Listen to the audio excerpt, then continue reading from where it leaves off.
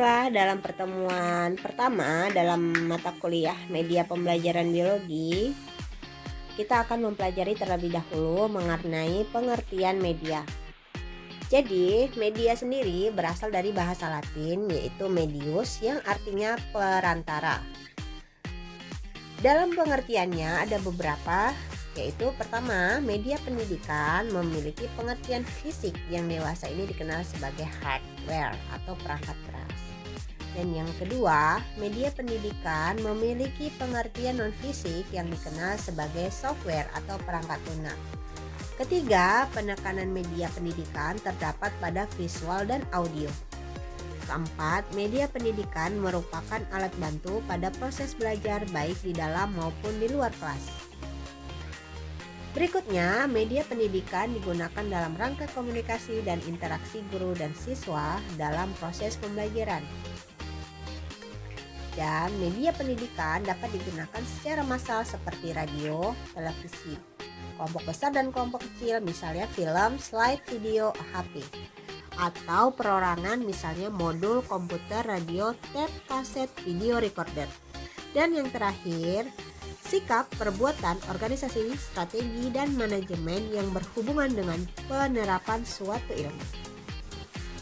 Nah, jadi teoritis penggunaan media pendidikan mengkerucut kepada pengalaman Edgar Dahl atau dalam bahasa Inggrisnya Edgar Dahl Count of Experience. Nah, dalam landasan teoritis ini yang tadinya bersifat abstrak itu menjadi konkret. Nah, jadi kita lihat dari atas lambang kata, lambang visual. Nah, itu tadi menjadi semakin lama semakin konkret medianya. Jadi lambang kata, lambang visual itu berubah menjadi gambar tetap, rekaman dan video. Jadi ketika kita bisa menyampaikan dalam bentuk suara saja medianya. Kemudian makin tinggi lagi menjadi gambar hidup. Kemudian semakin kompleks lagi televisi.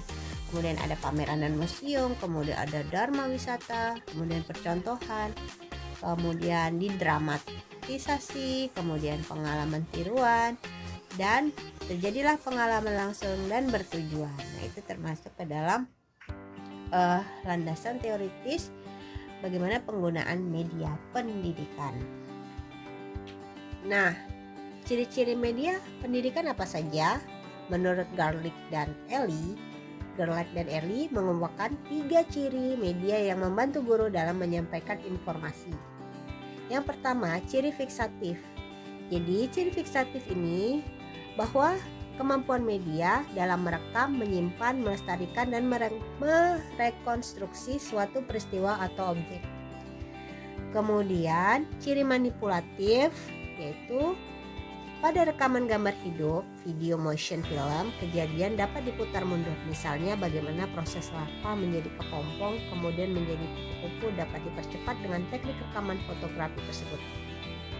Jadi, kalau di dalam saat ini kita lihat, kita hanya tidak bisa mengamatinya secara kompleks, tetapi kita bisa mengambil potongan-potongan gambar itu menjadi sebuah peristiwa. Itu. Nah, yang ketiga, ciri distributif. Media ditransportasikan ke dalam bentuk rekaman seperti video, audio, dan lain-lain. Saat ini sudah berkembang PPT atau PowerPoint yang bersifat software itu bisa ditransformasikan ke dalam bentuk MP4 atau video pembelajaran. Jadi tidak perlu kita mengganti-gantikannya dengan menggunakan tangan kita, dia berputar secara sendirinya, yaitu seperti video pada umumnya. Itu yang dimaksud dengan ciri distributif. Jadi, media sendiri itu berbeda dengan bahan ajar. Media itu sifatnya sangat membutuhkan guru untuk menjelaskan media yang ada. Guru membutuhkan media untuk, atau sebaliknya ya, guru membutuhkan media untuk mengkomplekskan pembelajarannya, untuk membantu dalam memberikan informasi. Beda dengan bahan ajar. Bahan ajar itu sifatnya bisa dipelajari dengan mandiri tanpa perlu ada guru. Jadi seperti buku yang lengkap, bahan ajar lengkap itu sudah ada tujuan pembelajaran, kemudian ada materi, ada lembar kerja, ada evaluasi, ada rubrik. Seperti pada buku-buku yang lainnya ada gambar, ada cara-caranya. Nah, artinya ketika kita menggunakan bahan ajar itu kita bisa secara mandiri belajar sendirilah, seperti itu.